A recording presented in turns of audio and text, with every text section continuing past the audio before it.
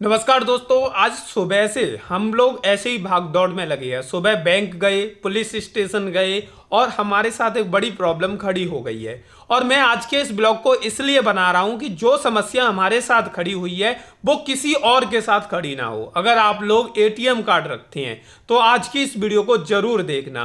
वैसे तो आप लोगों को पता होगा कि हमारा ई कॉमर्स का बिजनेस है, हम ई कॉमर्स का काम करते हैं। हमारे प्रोडक्ट अमेजॉन, फ्लिपकार्ट, मीशो सभी जगह पर सेल होते हैं और हमारे साथ लगातार फ्रॉड होते भी रहते हैं। लेकिन ऐसे फ्रॉडों से हमने डेली जब फ्रॉड होते हैं तो हम झेलना सीख गए थे। लेकिन अभी एक ऐसा फ्रॉड हो गया जिसके चक्कर में पूरा दिन हमारा खराब हो गया। ना तो आज हम नहा पाए, ना हमने आज कुछ काम भी किया। फ्रॉड तो हम आए जब भी हुआ। एक ये पार्सल है, इसमें फ्रॉड हो गया है। मैं ऑफिस में ही बैठा हूं, आप देख सकते हैं। लेकिन एक फ्रॉड क्या हुआ मैं वो अब आपको बताता हूं। कल 24 नवंबर की बात है। कल 24 नवंबर को मेरे बड़े भाई को मैसेज आता है कि उनके अकाउंट से पैसे डिडक्ट किए गए हैं। तो 2 डिडक्शन हुए थे, 2 बार पेमेंट डिडक्ट किया था। तो उन्होंने कहा कि यार ये पेमेंट कैसे डिडक्ट हो गया। तो उन्होंने तुरंत अपना एटीएम कार्ड चेक किया तो पता चला कि उनका एटीएम कार्ड उनके पास नहीं था। जब एटीएम उनके पास नहीं था वो टेंशन में आ गए, यार एटीएम कहाँ चला गया और पैसे कट गए और ओटीपी नहीं आया, पिन किसी को नहीं पता, उसके बाद भी कैसे पैसे कट गए। तो उन्होंने तुरंत बैंक में फोन किया। जो बैंक में लोग काम करते हैं वो पहचान वाले हैं, उनको बोला कि ऐसे ऐसे हमारे अकाउंट से पैसे कट गए हैं। तो उन्होंने कहा कि आप अपने एटीएम कार्ड को बंद करा दीजिए, आपका एटीएम कार्ड नहीं मिल रहा, तो इसके अलावा नेट बैंकिंग को बंद करा दीजिए। मेरे बड़े भाई ने तुरंत फोन किया बैंक के कस्टमर केयर पर और दोनों चीज़ों को बंद करा दिया। अब बंद हुई तो उसके बाद हम बस ये वेट कर रहे थे क्योंकि कल शाम का टाइम था, 5 बजे के लगभग वो पैसे डिडक्ट हुए थे। और डिडक्ट हुए थे, हमें मैसेज आया कि वो एटीएम कार्ड से जो पैसे डिडक्ट किए गए हैं वो एक मॉल के द्वारा डिडक्ट किए गए हैं। तो मॉल में किसी ने शॉपिंग कर ली हमारे कार्ड से। लेकिन यहाँ पे सोचने वाली बात ये थी, जब हमने किसी को आईडी नहीं दी, अपने पिन नंबर नहीं दिए, ओटीपी नहीं दिया, तो सिर्फ और सिर्फ एटीएम कार्ड के आधार पर किसी ने कैसे हमारे कार्ड से शॉपिंग कर ली, वो भी ऑफलाइन में स्टोर पर जाके। तो हमारे दिमाग में ये बहुत बड़ा सवाल था। तो जो बैंक के कर्मचारी थे उन्होंने बोला कि आप सुबह बैंक में आइए, जब ये चीज देख के हम पता लगा पाएंगे और जब ही इस चीज का समाधान दे पाएंगे। जैसे ही हम सोए, सुबह हुई, हमें वही चिंता सता रही थी कि भाई ऐसे पैसे कैसे चले गए। भाई फ्रॉड होता है, लेकिन जब हमने कोई डिटेल नहीं दी तो हमारे साथ कैसे धोखा हो गया, कैसे हमारे अकाउंट से पैसे कट सकते हैं। उसके बाद हम बैंक पहुंचे। बैंक पहुंच के हमने बैंक मैनेजर को पूरी स्टोरी बताई कि ऐसे ऐसे ये एटीएम कार्ड या तो किसी ने हमारी जेब से चुरा लिया या कहीं गिर गया, कुछ भी हुआ है। तो ये एटीएम किसी को मिल गया है या किसी ने चुरा लिया है। उसने वो एटीएम ले जाके जो कि मॉल है, मॉल में ले जाके शॉपिंग की है और एटीएम कार्ड से पैसे ट्रांसफर किए हैं और इस मॉल के पीओसी मशीन के माध्यम से ये पैसे ट्रांसफर हुए हैं, ये मैसेज में पता चल रहा था। तो उसके बाद हुआ क्या, हमने मैनेजर से पूछा कि पहली चीज तो हमें ये बताइए, जब ओटीपी नहीं आया, किसी को हमारा पिन नहीं पता, तो हमारे एटीएम कार्ड से ट्रांजैक्शन कैसे हो गई। तो अभी जो मैनेजर ने कहा कि आप मुझे थोड़ा सा वक्त दीजिए, मैं चेक करता हूं।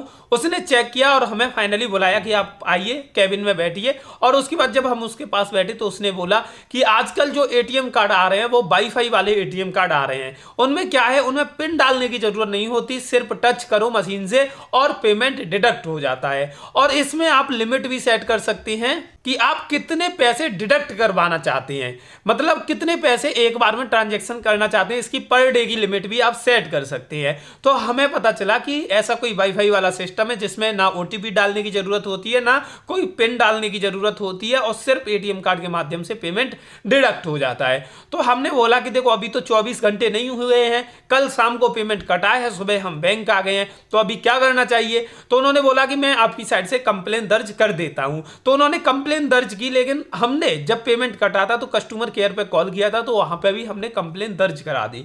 अब भाई कंप्लेन दर्ज कराने के बाद उसने बोला कि आप एक एफआईआर और कराइए कि आपके साथ ऐसे ऐसे ये घटना हुई है। हम अपने थाने पहुंचे, जहां पे थाना है हमारा, और थाने में जाके पुलिस स्टेशन में हम जाके बैठे। वहां पे पूछा कि हमारे साथ ऐसी ऐसी समस्या हुई है, हमें क्या करना चाहिए। तो उनमें से एक व्यक्ति बोलता है कि ये साइबर क्राइम का मामला है और इसी पुलिस स्टेशन में पीछे, मतलब उसी पुलिस स्टेशन में एक पतली सी मतलब रास्ता था, उससे जाते और पीछे एक साइबर क्राइम का छोटा सा पुलिस स्टेशन बोल सकते हैं या डिपार्टमेंट बोल सकते हैं, उनका डिपार्टमेंट था। तो वहां गया तो वहां पे मैंने देखा वहां पे कोई भी व्यक्ति नहीं है। तो वहां कोई नहीं था तो मैंने कहा कंप्लेन कौन नोट करेगा। तो मैं बाहर आया, बाहर आके मैंने देखा एक बोर्ड लगा हुआ था कि साइबर टीम और नंबर लिखे थे। तो मैंने उनमें से एक नंबर पे फ़ोन किया, फ़ोन करके बोला कि सर ऐसी ऐसा इशू है, तो आप कब तक आएंगे। उसने बोला कि मैं थोड़ी देर में आ जाऊंगा। तो उसके बाद लगभग 1-1.5 घंटा हो गया, वो नहीं आया। तो मैंने दोबारा से उसी नंबर पर फ़ोन किया, फ़ोन करके बोला कि सर कब आओगे। जब दोबारा बोला तो भड़क गया, अरे तुम मुझे डिस्टर्ब कर रहे हो, ये बात वो बात। तो मैंने कहा सर मेरा इशू है और आपने बोला था अभी आ जाऊंगा, 1.5-2 घंटे हो गए, आप अभी तक नहीं आए हो। तो फिर मैंने थोड़ा सा बताया कि मैं कौन हूं। जब उन्हें पता चला कि ये कौन है, और उसके बाद उन्होंने बोला कि मैं 4 बजे तक आऊंगा। तो 1-2 घंटे हम इधर उधर घूमते रहे और उसके बाद वो आ भी गए। तो आए तो हम गए उनके पास, उनको पूरा इशू हमने समझाया कि ऐसे ऐसे हमारे एटीएम कार्ड से किसी ने पैसे चुरा लिए। अब भाई साहब वो बंदे क्या बोलते हैं हमसे कि ये तो साइबर क्राइम का मामला है ही नहीं, आप ये बताओ कहाँ पे आपका एटीएम गिरा था या कहाँ पे चुराया था। तो हमने उनको बोला कि हमें ये तो पता ही नहीं कहाँ पे गिराया है, किसी ने चुराया है। हमें तो जब पता चला जब पैसे कट गए और हमारा मैसेज आया फ़ोन पे, जब हमने एटीएम को चेक किया तो बोला ये तो मामला है ही नहीं, पहले चोरी की रिपोर्ट दर्ज कराइए और हम आपकी कंप्लेन नहीं ले सकते, ये नहीं कर सकते, वो नहीं कर सकते, आप एसआई से जाके मिलिए, दरोगा जी से जाके मिलिए। तो हमने कहा चलो ठीक है। हम गए दरोगा जी के पास, दरोगा जी के पास जाके बोला कि सर ऐसा ऐसा हमारे साथ इशू हुआ है।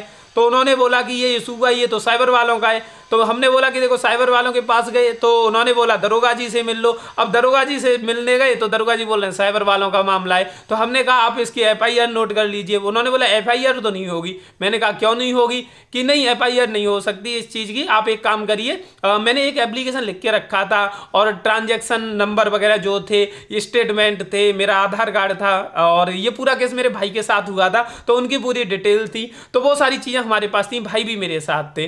तो हमने उनको बोला कि देखो ये हमने एप्लीकेशन भी लिख दिया है, आप एफआईआर नोट कर लीजिए। एफआईआर ऐसे थोड़ी होती है, ये वो बोलने लगे। और उसके बाद हुआ क्या, उन्होंने बोला कि नहीं आप दे जाइए, हमें लगेगा इसमें कुछ चीज़ और तो हम आपको कॉल करके बता देंगे। तो भाई उनको हमने वो कागज़ दिए, कागज़ देने के बाद हम वापस आए। तो वापस आने के बाद भाई हमें ये था कि भाई देखो हमारे जो सरकार है बहुत बड़ी बड़ी बातें करती है, लेकिन रियल में जो इंसान पुलिस स्टेशन का एक्सपीरियंस करता है उसकी एफआईआर लिखी नहीं जाती, उसकी बात नहीं सुनी जाती। और हम तो चलो इतने एक स्टेज पे हैं कि हम सोशल मीडिया के बारे में अच्छे से जानते हैं, डिजिटल मीडिया के बारे में अच्छे से जानते हैं, अच्छे खासे चैनल्स को चला रहे हैं, ऐसे चैनल्स को रन कर रहे हैं। जब हमें ये समस्याएं आ रही हैं तो आम जनता को कितनी समस्या आती होंगी। तो उसके बाद मैंने यार ये तो कंप्लेन नहीं कर रहे, तो ऑनलाइन भी कंप्लेन हो जाती है साइबर क्राइम में। तो मैंने ऑनलाइन कंप्लेन की साइबर क्राइम में, लेकिन साइबर क्राइम में उन्होंने पूरी कंप्लेन नोट तो कर ली। अब उन्होंने बोला कि जो डिटेल आपने हमें दी वो डिटेल अब आपको भी एंटर करनी होगी, हमने आपको एक लिंक भेज दिया है मैसेज में। तो मैंने कहा कि ठीक है कर देंगे। और उसके बाद मैंने कहा यार ये पुलिस वाले कुछ एक्शन नहीं ले रहे हैं। तो एक योगी सरकार का नंबर है जो कि पुलिस स्टेशन में लगा के रखा है कि अगर आप इस विभाग से संतुष्ट नहीं है तो इस नंबर पे कॉल करें। तो मैंने उनको कॉल किया, मैंने पूरा उनको केस बताया। तो जो बंदा योगी सरकार ने जो नंबर इशू किया है वो भी मेरे से अकड़ के बात कर रहा था, अरे आपको देखना है, आप जाइए थाने जाइए, आप ऐसे करिए। तो मतलब वो भी प्यार से बात नहीं कर रहा। तो मैंने बोला कि सर मैं थाने में ही खड़ा हूँ और थाने में ही हूँ, जब कोई एक्टिविटी नहीं हो पा रही यहाँ पे, कोई एफआईआर दर्ज नहीं कर रहा, जब मैं आपको बोल रहा हूँ। तो ऐसे तैसे मैंने उनसे रिक्वेस्ट की, उनको समझाया और उसके बाद उन्होंने कंप्लेन नोट की। कंप्लेन नोट की तो उन्होंने बोला कि आपकी कंप्लेन दर्ज कर ली गई है, आपको बता दिया जाएगा, आपको मैसेज आ जाएगा। और मेरे को कोई भी मैसेज आया नहीं, तो पता नहीं उन्होंने कंप्लेन दर्ज की या नहीं की, तो कुछ भी उसका पता नहीं चल पाया। तो पेमेंट तो किसी ने ले लिया। ये पेमेंट की जानकारी निकालना आसान भी है। आसान कैसे मैं आपको बताता हूँ कि जैसे पेमेंट कब डिडक्ट हुआ वो डिटेल हमारे पास है, कहाँ से डिडक्ट हुआ, कौन से मॉल से डिडक्ट हुआ है वो भी पता है, मॉल की लोकेशन भी पता लग सकती है बैंक के माध्यम से कि कौन सी जगह से ये पेमेंट डिडक्ट हुआ है, टाइम पता है कौन से टाइम पे डिडक्ट हुआ है।